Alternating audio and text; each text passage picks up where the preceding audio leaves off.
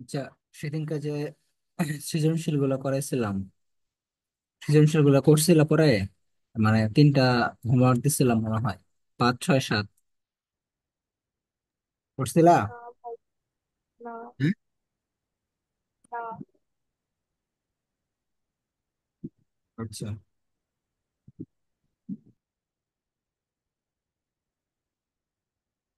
দেখো,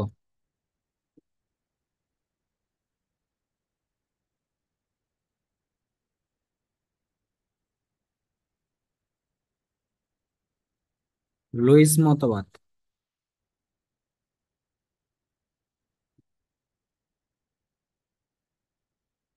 তো আমরা ব্রনিস্টেড লাউরির মতবাদ পড়ছিলাম, আর হচ্ছে আরহেনিয়াসের মতবাদটা পড়ছিলাম।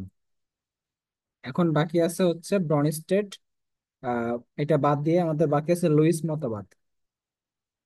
লুইস মতবাদে হচ্ছে অ্যাসিড ক্ষারক কি, কাকে বলে, এটা আমাদের জানতে হবে। লুইস মতবাদে অ্যাসিড কি,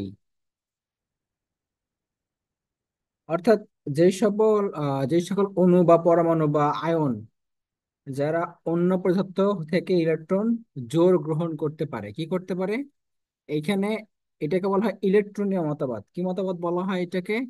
ইলেকট্রনীয় মতবাদ। অর্থাৎ এখানে ইলেকট্রন গ্রহণ এবং ত্যাগ করার বিষয়টা আসবে, ঠিক আছে।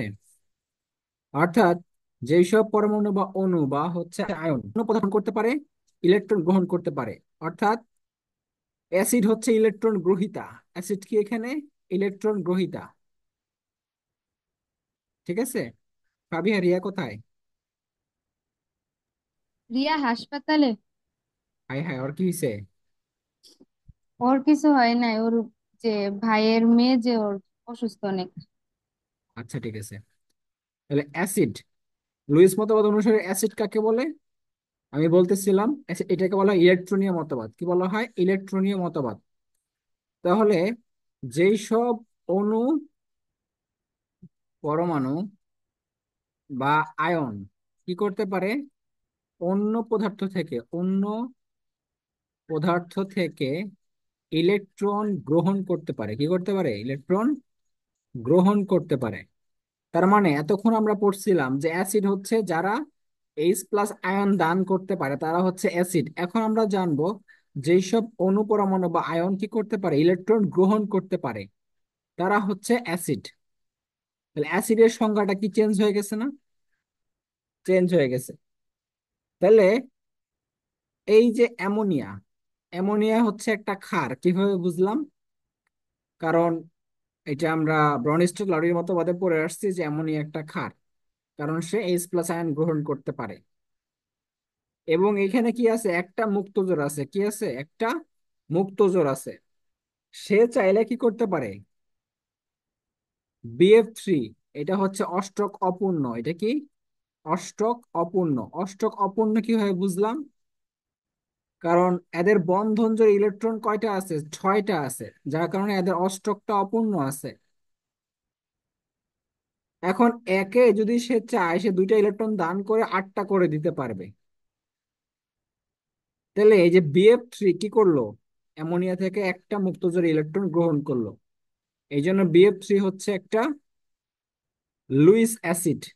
তাহলে মনে রাখবা, যাদের অষ্টক অপূর্ণ থাকে তারা লুইস অ্যাসিড হয়। যেমন অ্যালুমিনিয়াম ক্লোরাইড, এটা একটা Luis acid. BCl3 Luis acid. তারপর বেরিলিয়াম ক্লোরাইড, এগুলো হচ্ছে লুইস অ্যাসিড, ঠিক আছে। তারপর আয়রন ক্লোরাইড, ফেরিক ক্লোরাইড, যেটা ফেরিক ক্লোরাইড, বেরিলিয়াম ক্লোরাইড, এরা হচ্ছে তোমার লুইস অ্যাসিড। অর্থাৎ এদের মধ্যে অষ্টক অপূর্ণ আছে এবং এরা কি করতে পারবে, অন্য একটা তোমার যেখানে মুক্তজোড় ইলেকট্রন বিদ্যমান থাকে তাদের থেকে একটা মুক্তজোড় ইলেকট্রন গ্রহণ করতে পারবে, সেটাই হচ্ছে তোমার লুইস অ্যাসিড। তাহলে লুইস ক্ষার কি হবে বলো? যারা দান করবে, ইলেকট্রন কি করবে, দান করবে, তারাই হচ্ছে লুইস ক্ষার। তাহলে অ্যামোনিয়াটা কি এটা লুইস ক্ষার না? অর্থাৎ যেই সব অণু, পরমাণু বা আয়ন, এখানে ক্ষারের সংখ্যাটা কি দিব, অন্য পদার্থকে কি করতে পারে, ইলেকট্রন দান করতে পারে, কি করতে পারে, ইলেকট্রন দান অথবা ইলেকট্রন জোড় সরবরাহ করতে পারে, তারাই হচ্ছে লুইস ক্ষার। ইলেকট্রন জোড় দিতে পারে, কি করে? দিতে পারে, তারা হচ্ছে লুইস ক্ষার। এই সংজ্ঞাটা লেখো। লুইস ক্ষার কি? যারা আমাদের অন্য পদার্থকে ইলেকট্রন জোড় দিতে পারে তারা হচ্ছে লুইস ক্ষার। তাহলে বলো, আমি তোমাদের শিখাইছিলাম একবার তৃতীয় অধ্যায়ে, প্রথম পত্র তৃতীয় অধ্যায়ে শিখাইছিলাম যে সন্নিবেশ বন্ধন গঠন করে কিভাবে, অর্থাৎ NH4Cl, NH4 আয়নটা কিভাবে হয়। অ্যামোনিয়া প্রথমে হয়, অ্যামোনিয়া প্রথমে কি হয়, অ্যামোনিয়া। অ্যামোনিয়াতে একটা মুক্ত জোট থাকে। এখন এই অ্যামোনিয়াম আয়ন হওয়ার জন্য কি হয়, প্রথমে একটা হাইড্রোজেন সে কি করে, ইলেকট্রন ত্যাগ করে H+ আয়ন হয়ে যায়। এখন এই যে H+ আয়নটা হয়েছে, এখানে কি কোনো ইলেকট্রন আছে? নাই। কারণ হাইড্রোজেনের ইলেকট্রন একটা, সে একটা ত্যাগ করে ফেলছে, সুতরাং তার মধ্যে কোনো ইলেকট্রন নাই। সে চাইলে কি করতে পারে, এখানে তার কাছে দুইটা ইলেকট্রন গ্রহণ করে NH4+ আয়ন গ্রহণ হইতে পারে, ঠিক আছে? তাহলে সে এই দুইটা ইলেকট্রন গ্রহণ করে NH4+ আয়নটা হয়ে গেল।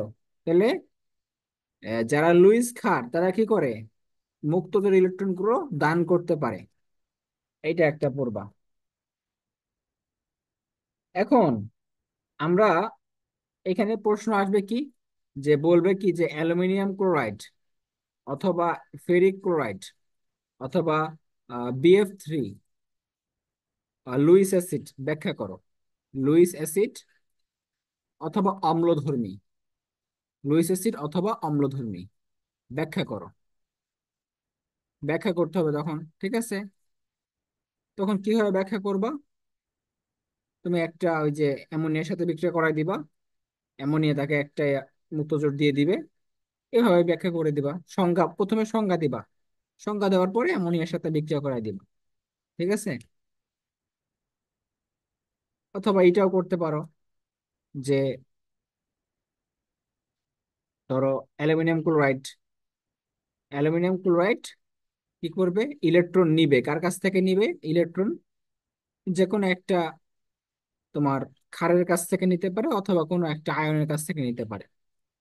ধরো ক্লোরিন আয়ন, ক্লোরিন আয়নের থেকে একটা মুক্তজোট সে নিবে, নিয়ে তৈরি করবে Al Cl4-, ঠিক আছে? কারণ ক্লোরিনের মধ্যে কি থাকে, ক্লোরিনের মধ্যে কিন্তু তিনটা মুক্তজোট থাকে, তাই না? তিনটা মুক্তজোট থাকে, সহজেই সে দান করতে পারবে ইলেকট্রন। Al Cl4- হয়ে গেল। তো এইভাবে ব্যাখ্যাগুলো করবা। আচ্ছা, আরেকটা কোশ্চেন হচ্ছে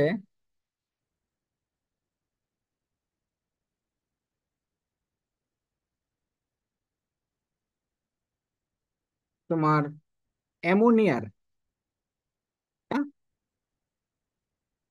অ্যামোনিয়ার ক্ষারকীয় ধর্ম, ক্ষারকীয় ধর্ম ফসফিন, ফসফিন মানে কি, PH3, PH3 অপেক্ষা বেশি কেন? বলো তো কেন, ফাবিহা বলো তো, অ্যামোনিয়ার ক্ষারকীয় ধর্ম ফসফিন অপেক্ষা কেন বেশি?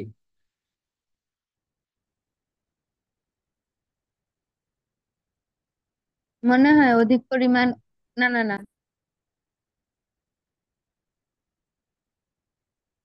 বলো।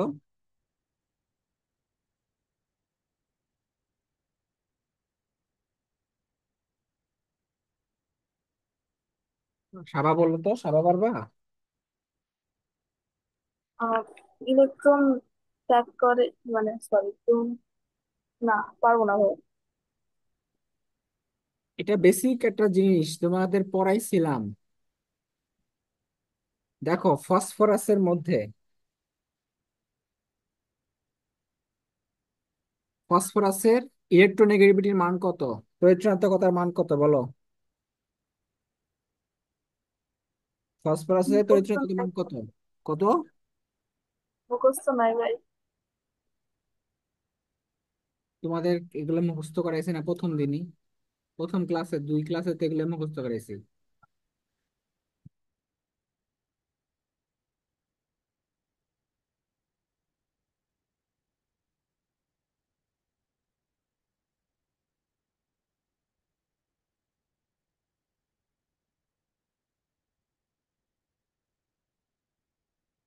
এগুলো তো আগে থেকে পারা দরকার, আমি তো এগুলো করাইছিলাম তোমাদের। নাইট্রোজেনের কত 3.0, তাই না? আর ফসফরাসের কত 2.1 বা 2.2 এরকম কিছু।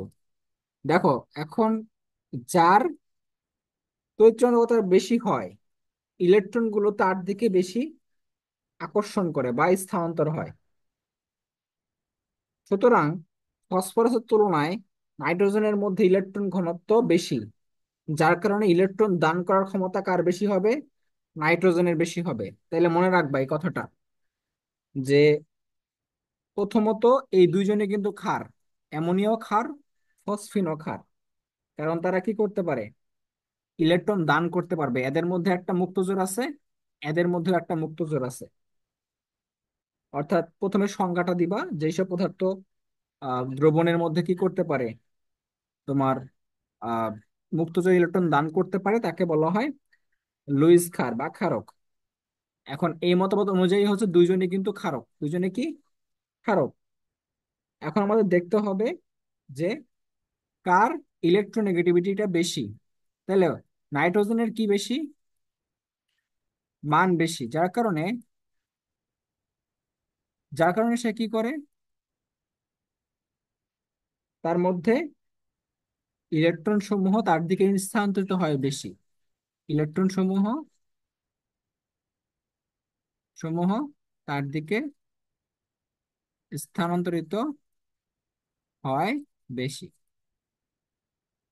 ফলে ফসফরাসের তুলনায় ফলে ফসফরাসের তুলনায় নাইট্রোজেন পরমাণুতে কি থাকে, ইলেকট্রন ঘনত্ব বেশি থাকে। ফলে ইলেকট্রন দান করার ক্ষমতা ইলেকট্রন দান করার ক্ষমতাও কি থাকে, ক্ষমতাও বেশি থাকে। আরেকটা কারণ আছে, বলো তো সেটা কি? ফসফরাসের তুলনায় নাইট্রোজেনের কি আকার কম, এইটা একটা ব্যাখ্যা, 1 নাম্বার। 2 নাম্বার পয়েন্টে লিখবা যে নাইট্রোজেনের আকার কাটছে কম, ফসফরাসের চেয়ে কম, যার কারণে নাইট্রোজেনের কি ইলেকট্রন ঘনত্বটা বেশি থাকে স্বাভাবিকভাবে, আর ফসফরাসেরটা কম থাকে, কারণ এটা দ্বিতীয় শক্তি স্তর, এটা তৃতীয় শক্তি স্তর। তো শক্তি স্তর যখন কম হয় তখন কি বেশি থাকে, ইলেকট্রন ঘনত্বটা বেশি থাকে এবং চার্জ ঘনত্ব বেশি থাকে, যার কারণে ইলেকট্রন দান করার প্রবণতাটা কি হয়, বেশি হয়।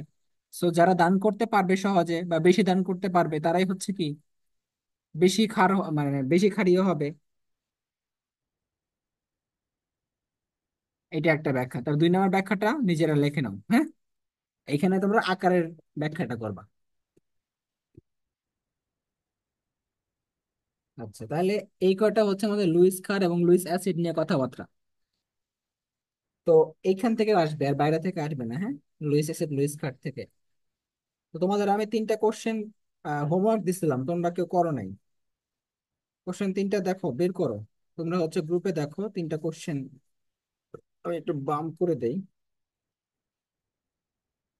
ওই জানি ছিল।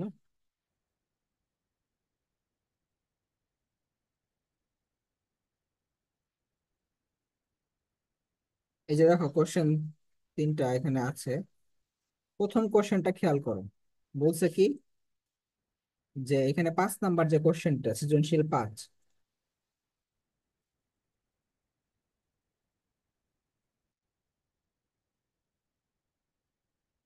তো এখানে দেখো এখানে কি বলছে আসলে, যে জেড এর মান হচ্ছে একটা >1, আর একটা <1, একটা =1, এরকম বলা আছে। আর এ বি সি 3টা গ্যাস দেওয়া আছে। তো এই পাশে দেওয়া আছে চাপের মান, নিচে দেওয়া আছে চাপের মান, উপরে দেওয়া আছে পিভির মান। কারণ এটা কিসের রেখা? এটা অ্যামাগা বক্ররেখা। কার বক্ররেখা? অ্যামাগা বক্ররেখা। সো এখান থেকে তুমি একটু চিন্তা করো, যে যার জেটের মান 1, এটা হচ্ছে আদর্শ গ্যাস। যার জেটের মান 1-এর চেয়ে বেশি এবং 1-এর চেয়ে কম, এরা হচ্ছে বাস্তব গ্যাস, তাই না? বাস্তব গ্যাস। এখন বলছে, গ নাম্বারে বলছে এসটিপি তে, কিসে? এসটিপি তে গ্যাসের বিন্দুতে গ্যাসের আয়তন কত? গ্যাসের আয়তন কত বের করো তো, দেখি পারো কিনা। এক্স বিন্দু কোনটা বলো তো? এখানে ওই যে এক্স বিন্দু দেওয়া আছে দেখো, চাপ দেওয়া আছে হচ্ছে 50 ATM। আর আয়তনটা কি? আয়তনটা ওইভাবে কিন্তু দেওয়া নাই, ঠিক আছে।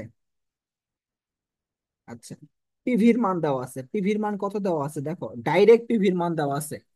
তো পিভি মানে এটা দেওয়া আছে 0.5, কত দেওয়া আছে? 0.5 লিটার এটিএম দেওয়া আছে, লিটার এটিএম দেওয়া আছে, ঠিক আছে। আর চাপের মান দেওয়া আছে হচ্ছে 50 ATM, যেহেতু এক্স বিন্দু, এক্স বিন্দু, তো চাপের মানটা 50 ATM এবং হচ্ছে পিভির মানটা দেওয়া আছে 0.5 লিটার অ্যাটমসফিয়ার। তাহলে এখান থেকে আমরা কি করতে পারি বলতো? আমরা ভির মানটা বের করতে পারি না, যে 50 ATM into V equal to 0.5। তাহলে ভির মানটা কত আসে এখান থেকে? বের করো, 0.5/50, তাহলে কত হয় এখানে? 0.01। 0.01 লিটার হয়, কত হয় লিটার। এটাকে তুমি এমএল এ নিয়ে নাও, কিসে নাও? এমএল এ নিলে তোমার জন্য সুবিধা, ঠিক আছে। তাহলে এমএল এ নিয়ে নাও, ভি ইকুয়াল টু 10। 10 ml হবে, ঠিক আছে। এই পর্যন্ত আমরা বুঝলাম। এখন বলছে এক্স বিন্দুতে আয়তন কত। এটা কি উত্তর? এটা কি উত্তর বের হয়েছে? উত্তর কিন্তু বের হয় নাই। এক্স বিন্দুতে আয়তন বের করতে বলছে। তাহলে এখন এক্স বিন্দুতে আয়তন বের করতে গেলে আমাদের কোন সূত্রটা লাগবে বলো তো? এখানে কিন্তু তোমার তাপমাত্রা কি দেওয়া আছে? তাপমাত্রা দেওয়া আছে, যেহেতু এসটিপির কথা বলছে। এসটিপির কথা বলছে এবং এখানে একটা তাপমাত্রা দেওয়া আছে, সেটা হচ্ছে 25°C। 25°C কি উল্লেখ করা আছে? উল্লেখ করা নাই। তা প্রশ্নের মধ্যে একটু লিখে নিবা, এখানে তাপমাত্রা 25° দেওয়া ছিল। লেখচিত্রটা যে দেওয়া ছিল না, লেখচিত্রটা দেওয়া ছিল হচ্ছে 25°-তে। এটা দেওয়া ছিল 25°-তে, ঠিক আছে। এবং বের করতে বলছে কত ডিগ্রিতে বলো তো? এসটিপিতে। বের করতে বলছে এসটিপিতে, গ নাম্বারে। তাহলে এসটিপিতে তাপমাত্রা কত? 0°C, মানে 273 কেলভিন। আর 25° মানে কত? 298 কেলভিন। তাহলে এটা হলো T1, এটা হলো T2। তাহলে T1 এবং T2 দেওয়া আছে। এবার আসো, তোমার কি, তোমার ভি ওয়ান, ভি ওয়ান কত হবে? 10 ml, যেটা আমরা বের করছি সেটা হচ্ছে ভি ওয়ান। বের করতে হবে V two, V two equal to what. এবং চাপও দেওয়া আছে, চাপ দেওয়া আছে P1 কত? 50 ATM, অর্থাৎ চাপ 50 ATM দিয়ে দেওয়া আছে। P2 কত হবে? এসটিপি তে চাপ, এটা হলো P2, তাহলে কত হবে? 1 ATM। কথাটা বুঝো, অঙ্কটা কিন্তু বুঝে করতে হবে। শুধু ওইখানে ভির মান বের করলে উত্তর হয়ে যাবে, ব্যাপারটা কিন্তু এরকম না। একটা ইনফরমেশন মিসিং ছিল, সেটা হচ্ছে এই- এটা কিন্তু চিত্রটা দেওয়া ছিল 25°-তে এবং এটা বের করতে বলছে এসটিপি তে। সো যেহেতু দুটো তাপমাত্রা দেওয়া আছে, সো তাপমাত্রা দুটো দেওয়া থাকলে কিন্তু তোমাকে সমন্বয় সূত্র দিয়ে করে ফেলতে হবে এখানে। তাহলে P1 V1/T1 equal to P2 V2/T2। এখান থেকে ভি টুটা বের করো, ভি টু কত হয় দেখো,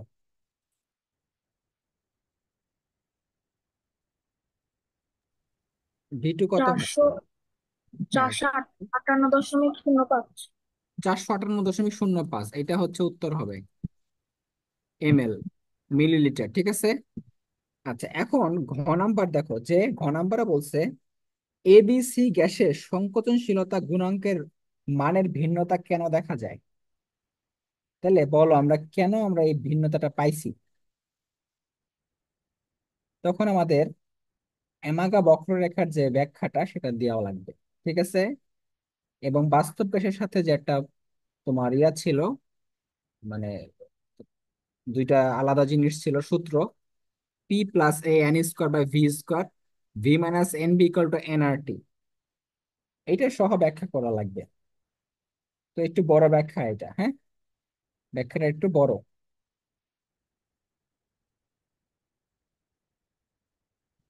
তো এই ব্যাখ্যাটা তোমাদের হাজারে স্যারের বইয়ে দেওয়া আছে এবং আমিও লিখে দিছি মোটামুটি। সো এমাগা বক্রটা ভালো মতো করা শিখবা এবং কেন হয়েছে এটাও দেখবা। এবং তোমরা হচ্ছে এই সূত্র দিয়ে কিন্তু করবা, Z = PV/nRT। এটা হলো সংকোচনশীলতা গুণাঙ্ক সূত্র, ঠিক আছে। তো বাস্তব গ্যাসের ক্ষেত্রে কি হয়? সবসময় জেটের মানটা লেস দেন 1 অথবা গ্রেটার দেন 1, এটা হয়। আর আদর্শ গ্যাসের ক্ষেত্রে কত হয়? Equal to one. Equal to one. আচ্ছা, তারপরে এমাগা বক্ররেখার কি সংজ্ঞা দিবা? এমাগা বক্ররেখা থেকে দিবা হচ্ছে যে বাস্তব গ্যাস কেন হচ্ছে তোমার সর্বনিম্ন মানে পৌঁছায়, এবং আদর্শ গ্যাস কেন হচ্ছে এক্স অক্ষের সমান্তরালে যায়। এইটা বিচ্যুতি যেটা দিবা সেটা ব্যাখ্যা করবা। একটু ব্যাখ্যাটা একটু চিত্র দিয়ে, তোমার হচ্ছে এমাগা বক্র চিত্রটা দিয়ে ব্যাখ্যা করতে হবে আর কি। এবার আসলে হচ্ছে 6 নাম্বার কোশ্চেন দেখো। 6 নাম্বার কোশ্চেনে বলছে যে 6 নাম্বার যে কোশ্চেনটা, এখানে প্রথম পরীক্ষা একটা গ্যাস দেওয়া আছে, দ্বিতীয় পরীক্ষা একটা গ্যাস দেওয়া আছে, তাই না? এখন 1 নাম্বার পরীক্ষা গ্যাসের অবস্থা দেওয়া আছে, লিটার দেওয়া আছে, চাপ দেওয়া আছে, তাপমাত্রা দেওয়া আছে এ বি গ্যাসের। আর দ্বিতীয় পরীক্ষায় দেওয়া আছে আয়তন এবং তাপমাত্রা এক্স ওয়াই গ্যাসের। তাহলে এটা তোমরা পারবা। গ নাম্বারটা করো তো, খুব দ্রুত করে ফেলো। বলছে, গ নাম্বারে বলছে যে গেলুসাকে কি বলে, এ গ্যাসের ক্ষেত্রে অণুর সংখ্যা কত? এ গ্যাসের অণুর সংখ্যা বের করো তো, পারো কিনা?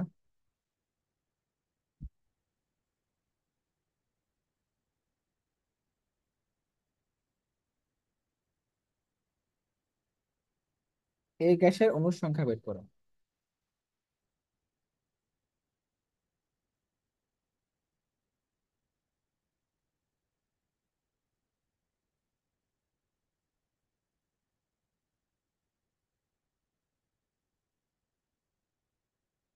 এ গ্যাসের অণুর সংখ্যা বের করো। 7.385 into 10 to the power 26. হ্যাঁ, 7.38 385. 10 টু দি পাওয়ার 10 টু 23। দি 20. পাওয়ার 23 না? হ্যাঁ, 23। এটা উত্তর। ভালো।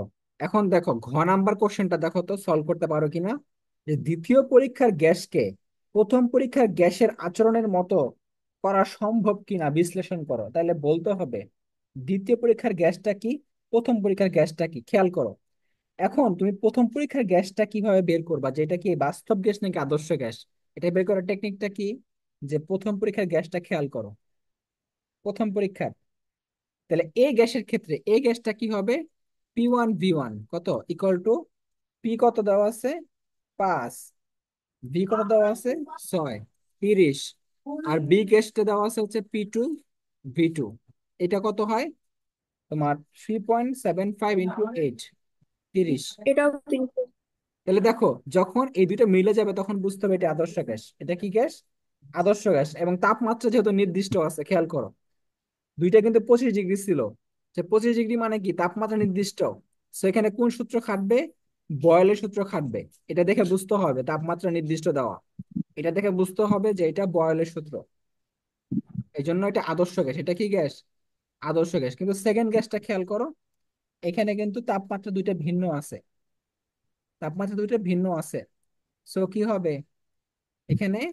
এক্স গ্যাস এবং ওয়াই গ্যাস দুইটাই কিন্তু তোমার বাস্তব গ্যাস হবে। কি হবে বাস্তব গ্যাস হবে? আমাদের এটা প্রমাণ করতে হবে V1/T1 এবং V2/T2 এটা কি মিলে কিনা এটা দেখতে হবে। তাহলে প্রথম গ্যাস আমি না বুঝছি না। আচ্ছা, আমি বুঝো আগে। প্রথমত তোমাকে কোশ্চেনটা পড়তে হবে যে দ্বিতীয় পরীক্ষার গ্যাসকে প্রথম পরীক্ষার গ্যাসের মতো আচরণ করা সম্ভব কিনা। তাহলে প্রথম গ্যাসটা কি বাস্তব গ্যাস নাকি দ্বিতীয় গ্যাসটা বাস্তব গ্যাস, এটা তোমাকে আগে বের করতে হবে। তাহলে প্রথম গ্যাসটা যে বাস্তব গ্যাস, মানে প্রথম পরীক্ষার যে গ্যাসগুলো আছে এ আর বি, এটা যে বাস্তব গ্যাস বা আদর্শ গ্যাস কিভাবে বের করবা? আদর্শ গ্যাস এবং বাস্তব গ্যাস বের করতে হইলে তোমাকে প্রথমে দেখতে হবে কি কি দেওয়া আছে। প্রথম গ্যাসের ক্ষেত্রে দেওয়া আছে আয়তন, চাপ এবং তাপমাত্রা। এখানে তাপমাত্রা কি ছিল? নির্দিষ্ট ছিল, দুইটাই ছিল 25 ডিগ্রি। যখন তাপমাত্রা নির্দিষ্ট থাকবে তখন তোমাকে কি করতে হবে? বয়েলের সূত্রটা প্রয়োগ করতে হবে। V1 P1V1। এখন যদি P1V1 = P2V2 হয়, মানে এ গ্যাস হচ্ছে P1V1 আর বি গ্যাসটা হচ্ছে P2V2, এদের মান যদি ইকুয়াল হয় তাহলে বুঝতে হবে এটা আদর্শ গ্যাস। আর যদি ইকুয়াল না হয় তাহলে বুঝতে হবে এটা বাস্তব গ্যাস। তাহলে আগে P1V1টা বের করো এ গ্যাসের ক্ষেত্রে, আর বি গ্যাসের ক্ষেত্রে বের করবা P2V2। মান দেওয়া আছে এখানে, সো মানটা বসাবা। তাহলে হয়ে যাবে, যদি ইকুয়াল হয় আদর্শ গ্যাস, ইকুয়াল না হইলে বাস্তব গ্যাস। এখন দ্বিতীয় পরীক্ষার ক্ষেত্রে, 2 নম্বর পরীক্ষার ক্ষেত্রে দেওয়া আছে, দেখো এক্স এবং ওয়াই গ্যাস, এখানে তাপমাত্রা ভিন্ন দেওয়া আছে এবং একটা আয়তন দেওয়া আছে, 5 লিটার একটা 7 লিটার। এখন যেহেতু এদের ক্ষেত্রে কোনো কিছু নির্দিষ্ট দিয়ে দেওয়া নাই, ঠিক আছে, নির্দিষ্ট দেওয়া নাই, V1/T1 ইকুয়াল টু V2/T2, যদি এটা ইকুয়াল হয় তাহলে বুঝবা আদর্শ গ্যাস, আর যদি ইকুয়াল না হয় তাহলে বুঝবা এটা বাস্তব গ্যাস। তাহলে V1/T1টা বের করো এক্স এর ক্ষেত্রে। V1 হচ্ছে কত, 5, আর T1 হচ্ছে 27 ডিগ্রি, মানে 300 কেলভিন। আর V2 মানে কত, V2 হচ্ছে 7 লিটার, T2টা হচ্ছে 25 ডিগ্রি, 298 কেলভিন। তাহলে এইটার মান কত আসে, এটার মান কত আসে বের করো, ভাগ করো, ভাগ করলে কত হয় দেখো।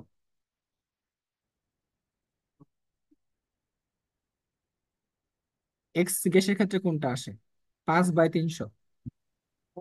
হচ্ছে না যে মানে হ্যাঁ, আদর্শ গ্যাস হচ্ছে এটা আসে 0. কত, 0.0167। 017। হ্যাঁ, আর এটা আসে হচ্ছে 0.023। জি। তাহলে কিন্তু এটা বাস্তব গ্যাস, এটা কিন্তু আদর্শ গ্যাস না, কারণ এটা ইকুয়াল হয় নাই। So V1/T1 equal to V2/T2 মিলে নাই, মান মিলে নাই। সো এটা হচ্ছে বাস্তব গ্যাস। এখন দ্বিতীয়টা হচ্ছে বাস্তব গ্যাস, প্রথমটা হচ্ছে আদর্শ গ্যাস। এখন বাস্তব গ্যাসকে আদর্শ গ্যাসের মতো আচরণ করার জন্য কি করতে হবে বলো, আমি তোমাদের শিখাইছিলাম কি, যদি চাপ ত্রুটি এবং আয়তন ত্রুটি দূর করা সম্ভব হয়, কি, চাপ ত্রুটি এবং আয়তন ত্রুটি দূর করা সম্ভব হয়, তাহলে তোমাকে কি করতে হবে, চাপ ত্রুটি এবং আয়তন ত্রুটি দিয়ে ব্যাখ্যা করতে হবে, আয়তন ত্রুটি দিয়ে ব্যাখ্যা করতে হবে। ওই যে ভ্যান ডার ওয়ালস সমীকরণ, এটা দিয়ে কি করতে হবে, ব্যাখ্যা করতে হবে। তাহলে কখন সম্ভব বলো,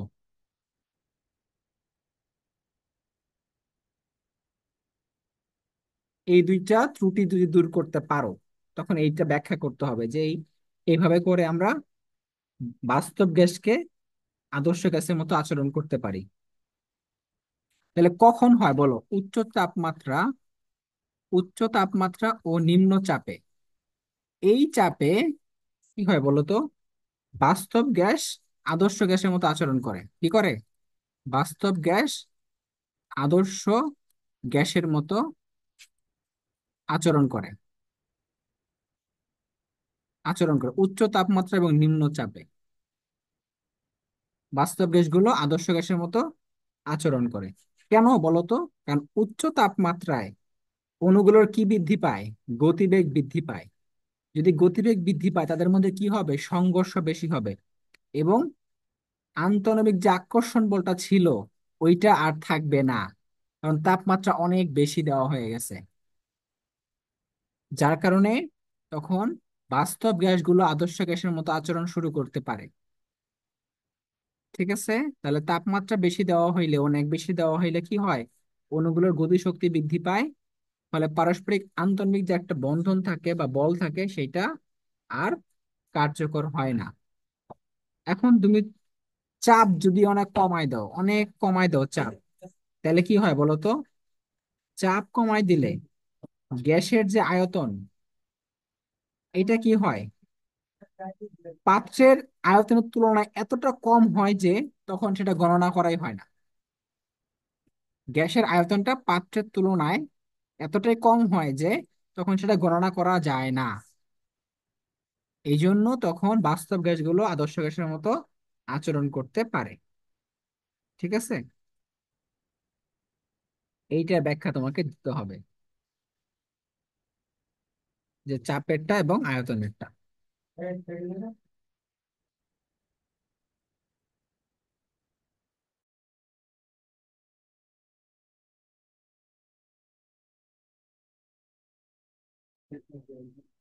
আচ্ছা, তাহলে এইটা ব্যাখ্যা করবা, হ্যাঁ।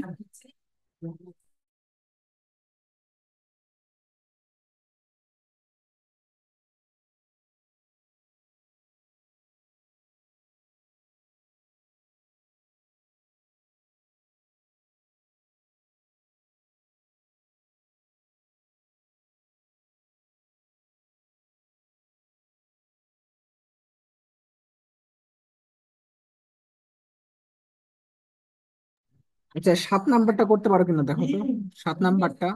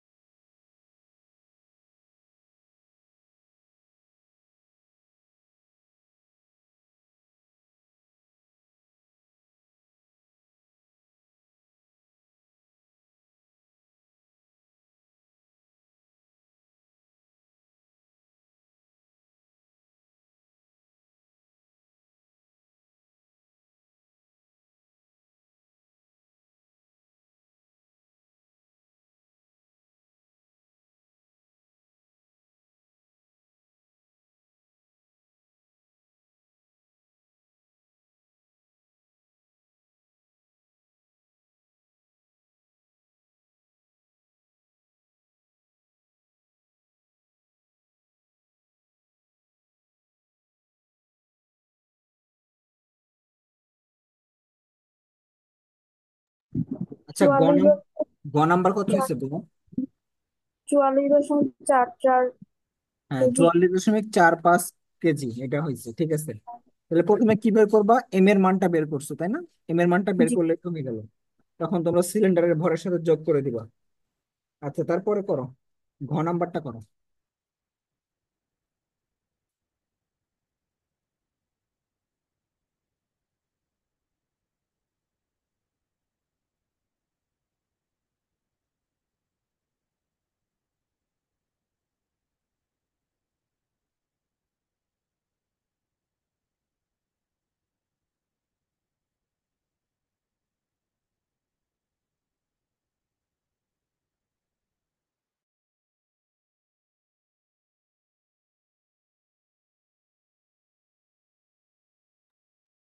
বিস্ফোরিত হবে। কিভাবে বুঝলা এটা? আম, আপনার 85 মানে 85 ডিগ্রি সেলসিয়াসের চাপ বের করলাম। কত হয়েছে? 120 হলো, 120.13। হ্যাঁ, ভেরি গুড। তাহলে এইখানে কিন্তু ঘ নাম্বারে চাপ বের করতে হবে, পি ইকুয়াল টু এনআরটি। এটা দিয়ে পি এর মানটা বের করবা। এন মানে হচ্ছে M/M RT। তাহলে এখানে ভির মান কত? ভির মান দেওয়া আছে 120 লিটার। এম এর মান তো আমরা বের করছি। এম এর মান আমরা বের করছিলাম 28,447.9। আর এর মানটা কত?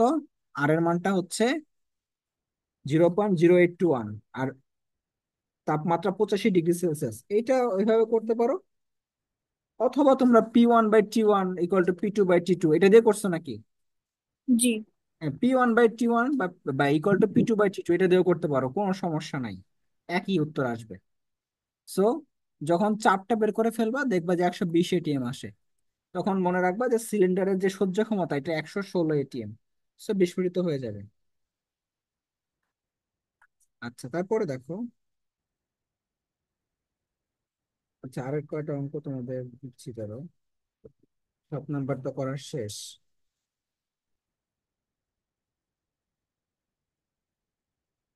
7 নাম্বার যেহেতু করার শেষ, আমরা 8 নাম্বার, 9 নাম্বার, 10 নাম্বার এগুলো করবো। ঠিক আছে।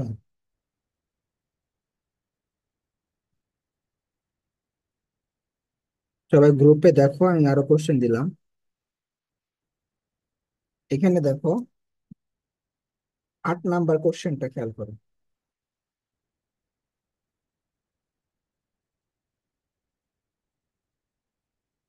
কি বলছে বলো তো? একটাতে ক্লোরিন গ্যাস আছে 10 গ্রাম, 20 ডিগ্রি সেলসিয়াস, কন্টেনার 1। আর একটাতে আছে এ গ্যাস, 15 ডিগ্রি সেলসিয়াস। বলছে এই গ্যাসটা চুনা পাথরের বিয়োজনের মাধ্যমে পাওয়া যায়। এই গ্যাসটা কিসের মাধ্যমে পাওয়া যায়? চুনা পাথরের বিয়োজনের মাধ্যমে। পরে তো দেখি, গ নাম্বারটা, গতিশক্তি বের করো।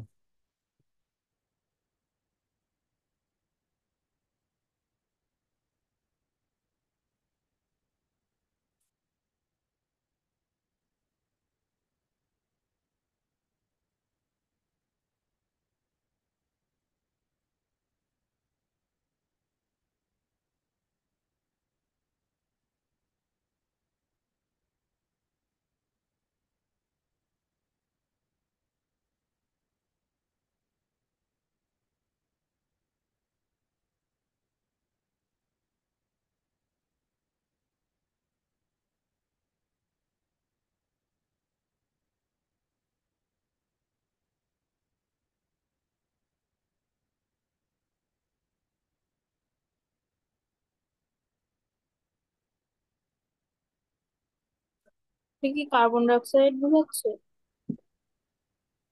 না তো, না, হ্যাঁ তো। অবশ্যই নাকি কার্বন ডাই অক্সাইড, যেহেতু ক্যালসিয়াম কার্বনেট। চুনা পাথর মানে কি বলতো? Calcium carbonate. কার্বনেট, হ্যাঁ। ভাঙলে কি হয়? Calcium oxide plus carbon die oxide, তাই না? সেই।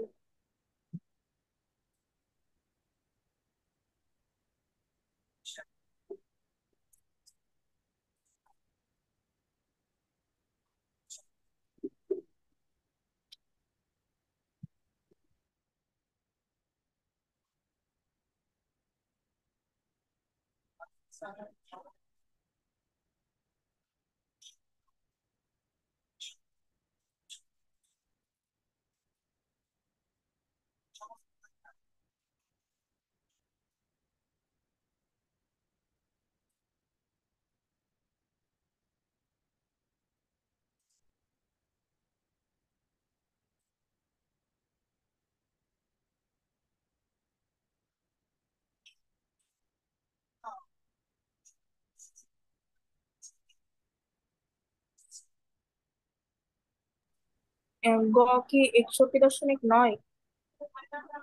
কত আসছে গতিশক্তি? 61.9। না না, হয়নি। কিভাবে করছো? ইকে ইকুয়াল টু 3/2 NRT। দেখো, আচ্ছা, আর আর বসাতে ভুলে গেছি, তার আমি সরি। 3/2 এন এর মান, এন মানে কি? এম বাই বড় হাতের এম, ভর বাই আণবিক ভর, RT। এখানে আর এর মান কি বসাবা বলো? জুলে বসাবা, জুল। জুলে বসাইতে হবে 8.31। ঠিক আছে? যে আমি পাঁচশো জিরো চোদ্দ পয়েন্ট জিরো এইট ক্রিয়া করছি। 514.65 এটা আসবে।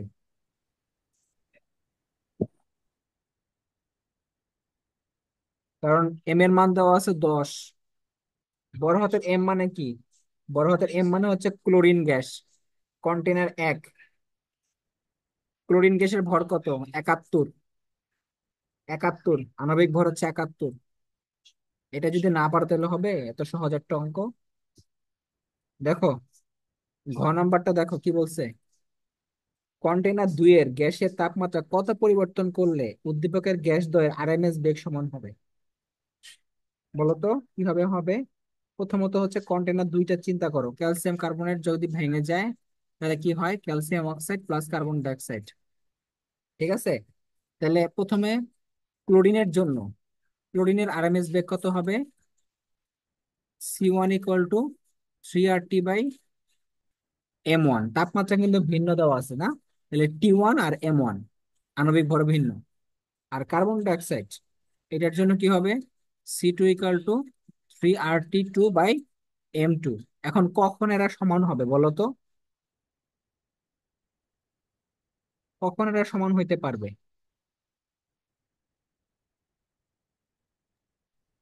কখন এরা সমান হইতে পারবে?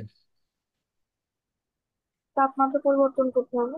তাপমাত্রা পরিবর্তন করতে হবে, এই একটা কারণেই আছে। ঠিক আছে? তাপমাত্রা কমাইতে হবে। কোনটা কমাইতে হবে এখন? যেহেতু এ গ্যাসের ক্ষেত্রে কন্টেনার একে ভর দেওয়া আছে এবং তাপমাত্রা দেওয়া আছে, তোমরা হচ্ছে এইটাকে তোমরা T1 ধরো 20 ডিগ্রি, M1 ধরো 71, আর এইটাতে কি, এটা আমরা T2 টা বের করবো, এখান থেকে কি বের করবো, T2। সো এখান থেকে T2 টা বের করলে আমরা বুঝতে পারবো যে তাপমাত্রা কতটুকু বাড়াইতে হবে অথবা কমাইতে হবে। যে কোনো একটা তাপমাত্রা আমাদের বের করতে হবে। তাহলে আমরা কি করবো, C1 = C2 মানে আরএমএস বেগ। তাহলে 3RT1/m1 = 3RT2/m2। এখানে আর এর মান কত হবে বলো তো? এখানে আর এর মান বসানোর কোনো দরকারই নাই, এগুলো কাটাকাটি চলে যাবে, এগুলো সব কাটাকাটি চলে যাবে। থাকবে কি লাস্টে বলো তো? থাকবে হচ্ছে T1/m1 = T2/m2, এটা থাকবে। এগুলো সব কাটাকাটি চলে যাবে, তাই না? তাহলে এখন দেখো এখান থেকে T2 টা বের করো, কত হয়।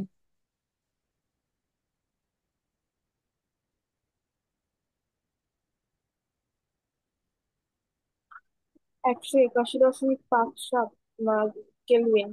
হ্যাঁ, ঠিক আছে, 181.5 পাঁচ সাত কেলভিন। কেলভিন। তাহলে তাপমাত্রা তো কনভার্ট করো, এখন কত কনভার্ট করবো তাপমাত্রাতে। সো এটা কি করতে হবে, -273 ডিগ্রি। তাহলে কত হলো, তাপমাত্রাটা চলে আসবে এটা মাইনাস, -9। তাহলে আসবে হচ্ছে -91 ডিগ্রি সেলসিয়াস, 91.42 ডিগ্রি। তো এটা যখন চলে আসবে তাহলে আগে কত ছিল, আগে ছিল 15 ডিগ্রি, এখন আমাদের লাগতেছে -91.42 ডিগ্রি।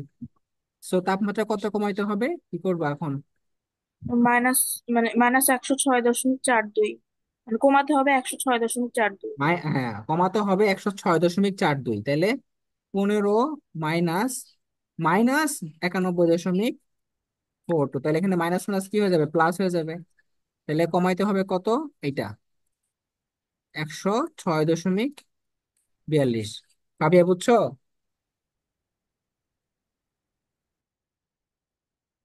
নাকি বুঝো নাই?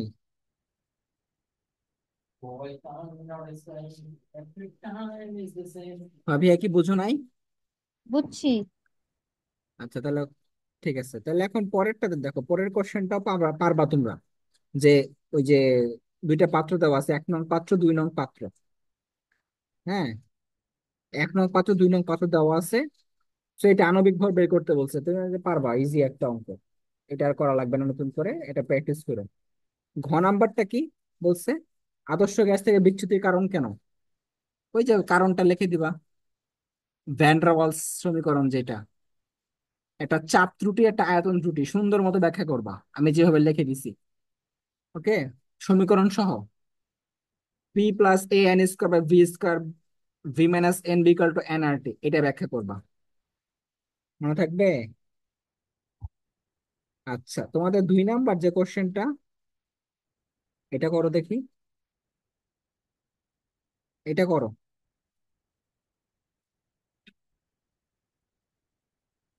এটা তোমাকে পারতেই হবে। গ নাম্বারটা, স্টপ কর্ক খুলে দিলে গ্যাস দ্বয় কত দূরত্বে মিলিত হবে, খুবই খুবই ইম্পর্টেন্ট একটা অঙ্ক।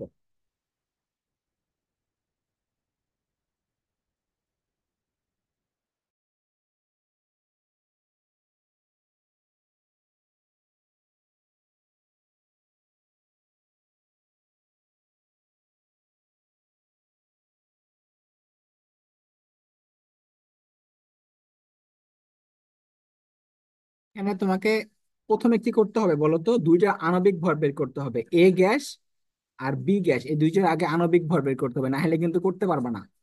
এর অঙ্কটা একটু বড় আছে, এ গ্যাস এবং বি গ্যাস আণবিক ভর বের করো আগে।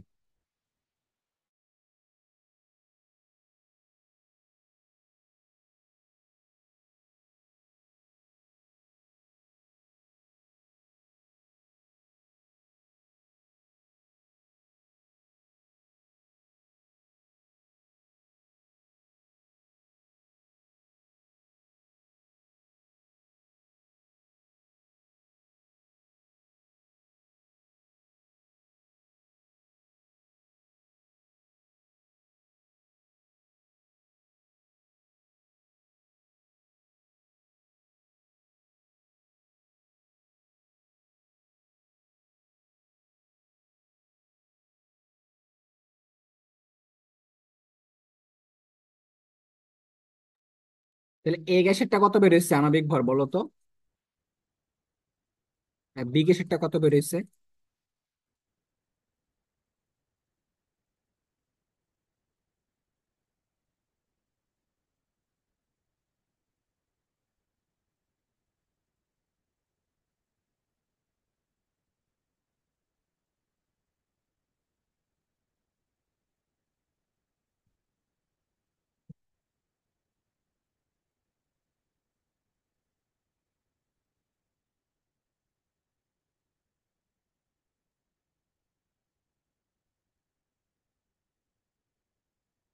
ধরো 550 নাকি 5.5 কোনটা?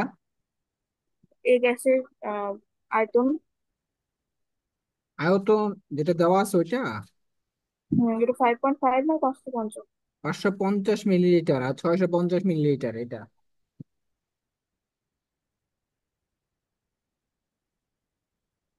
তোমরা কিন্তু কি করবা, আর এর মানটা কি বসাবা? 0.0821। কেন বসাবা? তুমি আগে আয়তনটাকে কি করবা, লিটারে কনভার্ট করবা, আর চাপটাকে করবা এটিএম এ কনভার্ট। কিভাবে করতে হয় জানা আছে তোমার কি? 105 কিলো প্যাসকেলকে তোমরা এটিএম এ কনভার্ট করবা। কত দিয়ে ভাগ করতে হবে? 101.325। এর আণবিক ভর 21.6। একুশ দিয়ে দশমিক এখনো ছয় এটা এখনো করতেছে।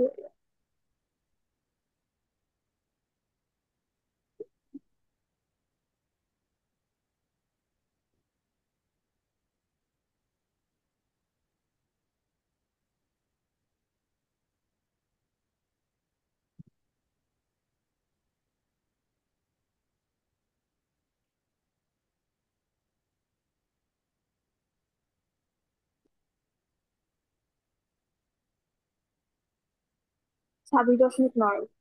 26.9, ঠিক আছে, এটা 26.9 বের হবে। ভাবিয়া তোমার ঠিক আছে তো নাকি? এটা এ পর্যন্ত কি বের হইছে?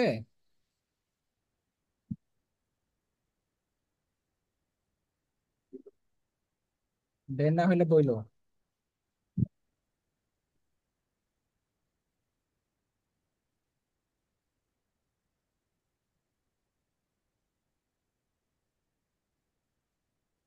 এখন তোমরা কি করবা বলো তো? ওই আগের মতো সূত্রটা মনে আছে তো, যে এক্স দূরত্বে মিলিত হবে অথবা 25 - এক্স। তাহলে R1/R2 = M2/M1। তাহলে X/25 - X M2 কত? 26.91। আর এটা হচ্ছে 21.6। এখন এখান থেকে এক্স এর মানটা বের করতে হবে। বের করো।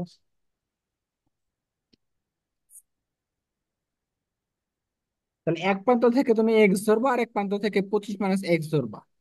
এত দূরত্বে মিলিত হবে গ্যাস দ্বয়।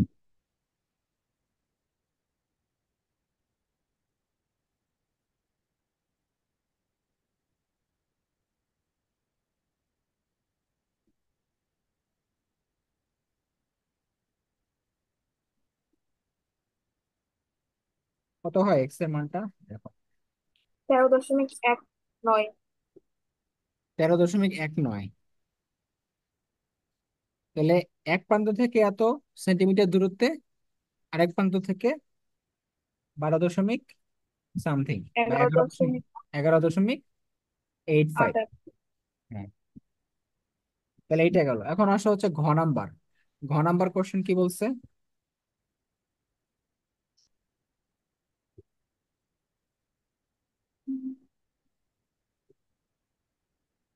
বেশি চাপ দিলে হ্যাঁ, ঘ নাম্বার বলছে মিশ্রিত অবস্থায় কোন গ্যাসটা বেশি চাপ দিবে। তাহলে কোন গ্যাসটা বেশি চাপ দিবে এটা কিভাবে বের করব? প্রথমে আমরা আংশিক চাপ বের করব, যে কোনো একটা আংশিক চাপ। এখন দেখো, আংশিক চাপ, তাহলে এই গ্যাসের আংশিক চাপ কত হবে?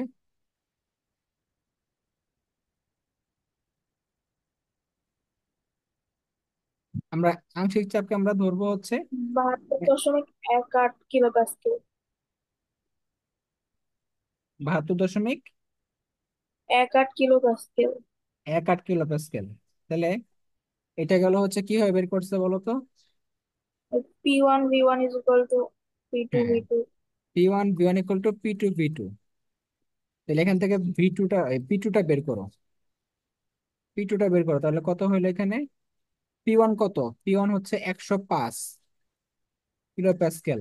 V1 হচ্ছে 550 ml। এগুলো পরিবর্তন করা দরকার নেই। আর V2 কত হবে? দুইটার যোগফল, তাই না? দুইটার যোগফল 500। এখানে 800 দেওয়া আছে না, 800 দিয়ে করলাম যে। হ্যাঁ, 800 ml দেওয়া আছে, তাহলে কত হবে? 800। হ্যাঁ, এটাই হবে। 800 ml, তাহলে কত হয় এখানে? 72.18। ঠিক আছে, এটা গেল এ গ্যাসের ক্ষেত্রে। তাহলে বি গ্যাসের ক্ষেত্রে কি হবে? P2V2 equal to P1V1 equal to P2V2, আগের মতোই। এখানেও কি হবে? এখানে আমরা P2টা বের করবো। P1 ছিয়াশি কত দশ হবে? 107। নয় V1 হবে 650। V2 হবে তোমার 800। আর P2 বের করতে হবে, এখানে বের হবে কত? 86.93। 3। এখন কোনটা চাপ বেশি দিবে? বি গ্যাস, বি গ্যাসটা চাপ বেশি দিবে। আরেকটা পদ্ধতি আছে, সেটা করতে পারো। সেটা হচ্ছে বিকল্প পদ্ধতি। একটা মান টান বের করতে হবে না, যে এ গ্যাসের ক্ষেত্রে তোমার আংশিক চাপ, আংশিক চাপটা বের করব। F1 ইকুয়াল টু P1V1/V, এটা হলো আংশিক চাপ। আর বি গ্যাসের ক্ষেত্রে তাহলে P1 কত? P1 হচ্ছে 105 আর V1 হচ্ছে 550। আয়তন আমাদের এখানে দরকার নাই, যেহেতু দুইটা সেম। আচ্ছা, এফ টু কত হবে বি গ্যাসের ক্ষেত্রে? F2 কত হবে? P2V2/V2। তাহলে P2 কত এখানে? 107, মানে বি গ্যাসের জন্য। V2 হচ্ছে 650 আর ভি। তখন আমরা কি করবো বলতো? F1/F2 অনুপাত করে দেব। অনুপাত করে ভি ভি কাটা চলে যাবে, তখন একটা মান বের হবে। ঠিক আছে, তখন একটা মান বের হবে, তখন দেখতে হবে যে F1 ইকুয়াল টু কত বের হয় সেটা,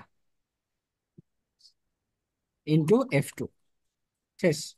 তখন আমাকে বলতে হবে যে মিশ্রিত অবস্থায় এই গ্যাসটা বেশি চাপ দিবে। সো এটা একটা রুলস আর কি, করতে পারো। আচ্ছা, তারপরে দেখো আজকের মতো লাস্ট একটা অঙ্ক। এটা হচ্ছে তোমাদের এই যে পাত্র, তিনটা তিনটা পাত্রের একটা অঙ্ক দেওয়া আছে, তিনটা পাত্রের একটা অঙ্ক দেওয়া আছে না? এটা দেখো, তিনটা পাত্রের একটা অঙ্ক দেওয়া আছে। পাত্র 1, জি। পাত্র 2, পাত্র 3। একটা এক্স গ্যাস দেওয়া আছে, একটা ওয়াই গ্যাস দেওয়া আছে, আর একটা এক্স এবং ওয়াই গ্যাসের মিশ্রণ দেওয়া আছে। ঠিক আছে, সো তোমরা এটা পারবা অবশ্য। তোমরা গ নাম্বারটা করো আগে। গ নাম্বারটা একদম easy. P V equal to P1V1 plus P2V2, এখান থেকে পিটা বের করবা। এটা পারবা, এখানে কোনো কিছু চেঞ্জ করতে হবে না, মান টান চেঞ্জ করার দরকার নাই, যা আছে সেটা বসাবো। 350 কিলো পাস্কেল। 350 কিলো প্যাসকেল, একদম সহজ একটা অঙ্ক। ঠিক আছে, গ নাম্বার। আচ্ছা, ঘ নাম্বারটা করো, দুইজনই করো। এটাও সহজ, কঠিন না। কি বের আচ্ছা করবা ভাই, একটা বলো? কোশ্চেন করি। হ্যাঁ, বলো। 10 ডেসিমিটার কিউব আর 1 ডেসিমিটার কিউব, এটা যোগ করে 2 ডেসিমিটার কিউব হবে। হ্যাঁ, 3 নম্বর পাত্রে ওটা এই তো দুইটা। তোমাকে একটা, ওটা তো পাত্রের আয়তন দিয়ে দিছে, ওটা তো তোমাকে মিশ্রণের আয়তন দেয় নাই। এটা পাত্রের আয়তন ধরছে। আরেকটা হইতে পারে যে 10 এবং 1 যোগ করলে কত হয়? 11 হয়, তার মধ্যে থেকে 3 লিটার নিচ্ছে বা 2 লিটার নিচ্ছে, সমস্যা আছে? ওইটাই তোমাকে ধরতে হবে ভি, আয়তন। না, আর যদি না দেওয়া থাকে তখন তুমি কি করবা? দুটো যোগ করবা। ধরো দেওয়া নাই, তখন তুমি যোগ করে দিবা। যদি দেওয়া থাকে মিশ্রণ, তাহলে অবশ্যই সেটা নিতে হবে।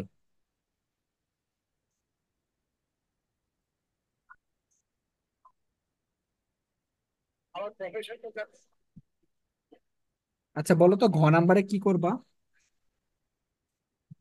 ঘনত্ব বের করবো না। ঘ নাম্বারে তোমরা আণবিক ভর বের করবা, দুইটার আণবিক ভর বের করা হবে। এখানে কিন্তু মান টান যার চেঞ্জ করা কম যাবে না। সে কি বেশি তরল হয়ে যাবে নাকি? যার কি বলছো? কম। যার কম সেটা তরল হবে বেশি, এটাই তো নাকি? হুম।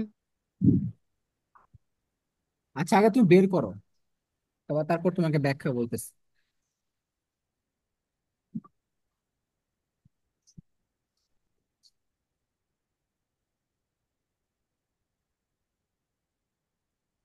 আণবিক ভর দুটো আগে বের করো।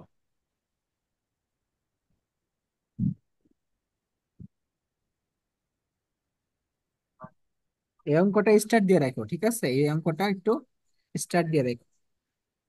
প্রথমটা কি 439? কি আসলে এটা? আণবিক ভর বের করো বাবা। কোনটা হ্যাঁ, কি? আমাদের ঘরে তো দেখছি। 439 ও কেন আচ্ছা, আসবে? Sorry sorry. 43 আমি দশমিক 9 একটা আসবে। জিরোতে গোলমাল করে ফেলছি।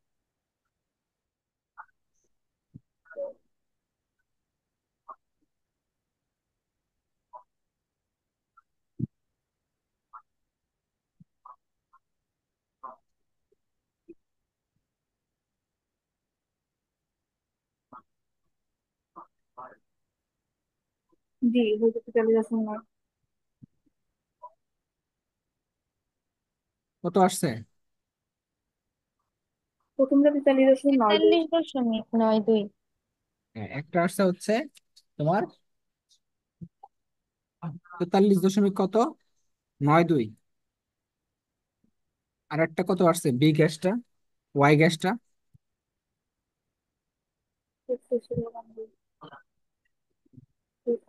তোমরা কি কনভার্ট করতেছো? যেগুলো কনভার্ট করা দরকার, চাপটা এবং হচ্ছে, 30। হ্যাঁ, চাপটা কনভার্ট করা দরকার এখানে কিন্তু, হ্যাঁ। আয়তন কিন্তু জি, ঠিক আছে, আয়তন কিন্তু ডেসিমিটার কিউব। ডেসিমিটার কিউব মানে হচ্ছে লিটার, এটা মাথায় রাখবা। 29.9। 29.9। এখন খেয়াল করো, এই ভাবিয়া দেখো, কোনটা বেশি তরল করা যাবে সহজে বলো। 29.9 মানে। হ্যাঁ, মি- 29.9 নয়েরটা। এটা, তাই না? তোমাদের, তুমি ওই যে আণবিক, আণবিক ভর হচ্ছে ব্যাপন হারের ব্যস্তানুপাতিক, খেয়াল করো। অর্থাৎ আণবিক ভর কম হলে কি হয়, সহজে ব্যাপিত হইতে পারে, কারণ কি বলো? আন্তরিক আকর্ষণ বলটা কম থাকে, এজন্য সহজে কি হয়, ব্যাপিত হয়। যার মধ্যে আণবিক ভর বেশি, তার আন্তরিক আকর্ষণ বল বেশি, সো এটাকে তাপমাত্রা কম দেওয়া লাগবে। আর এটা আণবিক ভর কম, যার কারণে আন্তরিক আকর্ষণ বল কম, এখানে তাপ কি দেওয়া লাগবে, বেশি প্রয়োগ করতে হবে। সুতরাং সহজে তরল করা যাবে কার, যার আণবিক ভর বেশি তাকে। সুতরাং তোমরা ভুল ভুল উত্তর বলছো, উল্টাটা বলছো। আণবিক ভর বেশি মানে কি, এখানে আন্তরিক আকর্ষণ বল বেশি,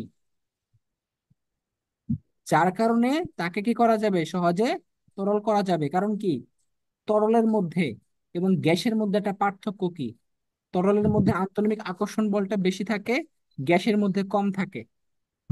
এখন যখন আণবিক ভর বেশি হবে কোনো গ্যাসের, তাহলে বুঝতে হবে সেখানে কি বেশি, আন্তরিক আকর্ষণ বলটা বেশি, যার কারণে সহজে তরল করা যাবে কাকে, এক্স গ্যাসকে। এই ব্যাখ্যা দিতে হবে। তুমি যে ব্যাখ্যা দিয়েছো আণবিক ভর কম দেখে সহজে করা যাবে, এটা কিন্তু ভুল। এবার বুঝা গেছে?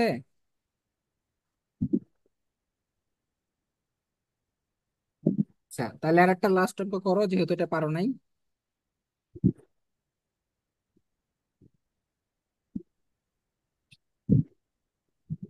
আচ্ছা, যেটা দিব এটা নিজেরাই পারবা ওইটা, আর এখানে বসে করা লাগবে না, নিজেরা করাই। যে এই অঙ্কটা এখন যেটা দিলাম,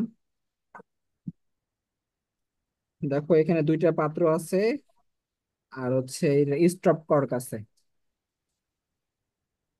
আগের মতোই অঙ্ক, অনুর সংখ্যা বের করবো, আর হচ্ছে কোনটার প্রাধান্য বেশি থাকবে, অর্থাৎ আংশিক চাপ বের করতে হবে আর কি এখানে। তো এটা নিজেরা পারবা আশা করি। তো তোমাদের পরীক্ষা শোনো, আমি বলি ভাবিহা, কথা শোনো আগে। তোমাদের পরীক্ষা শুক্রবারে দিবা, কেন শুক্রবারে দিবা জানো? শনিবারটা তোমরা টাইম পাবা তোমাদের পরীক্ষার জন্য, কলেজে যে পরীক্ষাটা আছে। তো শুক্রবারে এক্সামটা দাও, হ্যাঁ। আর ওই যে ভিডিও দুটো দিয়েছিলাম না মুখস্থ বিষয়ে, সেটা দেখো।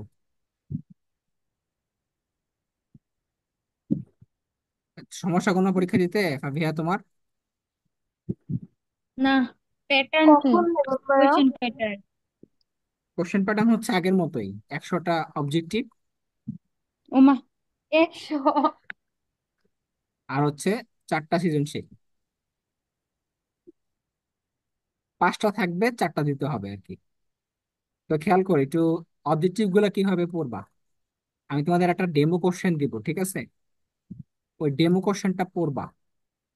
যে অবজেক্টিভ গুলো পারবা না, সেটা আমার কাছে কালকে সলভ করে নিবা। এবং পরীক্ষা যেহেতু রাত্রে হবে, শুক্রবার রাত্রেবেলা, সো সারাদিন সময় আছে কালকে, এবং পরশুদিন সারাদিন সময় আছে। সো অবজেক্টিভ গুলা সলভ করার চেষ্টা করবা, যেগুলো আমি ডেমো কোশ্চেন দিব সেখান থেকে আশা করি তোমরা কমন পাবা। তোমাদের দেওয়ার কারণ একটাই, এত তোমরা ফুললি প্র্যাকটিস করে পরীক্ষা দিতে পারো, না হলে পরীক্ষা দিয়া পাবা হচ্ছে 50-এর মধ্যে 30, 20। এটা দেখতে খারাপ লাগে। তাই জন্য যাতে 40-45 পাও, সেই জন্য আগে থেকে একটা প্র্যাকটিস কোশ্চেন দেওয়া, ঠিক আছে? আর অবশ্যই অবশ্যই তোমরা টেস্ট পেপার অথবা যে গাইড আছে, এটা বিগত বছরের যে অবজেক্টিভ কোশ্চেন গুলো আছে সেগুলো সলভ করবা, নাহলে কিন্তু কমন পাবা না সব। আগের গুলো কোশ্চেন সলভ করলে অনেক কমন পাবা। এবং হাজারি স্যারের মেইন বইটা আছে না, হাজারি স্যারের মেইন বইয়ের অবজেক্টিভ গুলো সলভ করা ফরজ, ঠিক আছে? সো ওইটা আমি তোমাদের এইচএসসি লেভেলেই 4-5 বার করে কমপ্লিট করাই দিব, নাহলে কিন্তু। আপনি নেবেন পরশুদিন পরীক্ষা, এত এর মধ্যে করবো কেমনে ভাই? কয়টা এমসিকিউ আছে এখানে? 200টা এমসিকিউ। হ্যাঁ, এখনো 200টা ডেমো এমসিকিউ দেবেন, ওই দুইটা ক্লাস বাকি আছে। কয় মিনিট লাগে? 200টা এমসিকিউ করতে কয় মিনিট লাগে? 200 মিনিট। 200 মিনিট লাগে তোমার। 200টার মধ্যে 100টাই হচ্ছে মুখস্থ বিষয়, 100টা করতে সময় লাগবে 20 মিনিট, 30 মিনিট। আর 100টার মধ্যে 50টা হলো অঙ্ক টঙ্ক, ছোট ছোট অঙ্ক, যেগুলো তোমাদের করতে 30 মিনিট লাগবে, এই মনে করো 2 ঘন্টা লাগবে হাইস্ট করতে। তোমরা, আচ্ছা যাই হোক, আগে সব কথা বাদ, আগে হাজার ছেড়ে বই যদি সলভ করবা, ঠিক আছে? হাজার ছেড়েটা সলভ করার পরে তুমি আমার ডেমো কোশ্চেনটা সলভ করবা, দেন তুমি অন্য কিছু সলভ করো, গাইড টাইড যা পারো। কিন্তু আগে হাজার সলভ করবা, এটা হলো মাস্ট আগে। তারপরে তোমাদের যে ভিডিও দুটো দিছি এটা কিন্তু দেখে নিও, হ্যাঁ? কারণ এখান থেকে অবজেক্টিভ থাকবে, আগে বলে দিলাম। বায়ুমণ্ডল। কখন যেন পরীক্ষা নেবেন? শুক্রবার কখন পরীক্ষা নেবেন? শুক্রবার হচ্ছে তোমার সন্ধ্যার দিকে নিব, আচ্ছা 7টার পরে। তাহলে পারবো, ঠিক আছে। ওকে, ঠিক আছে। তাহলে আজকে পর্যন্ত থাকলো। আল্লাহ হাফেজ।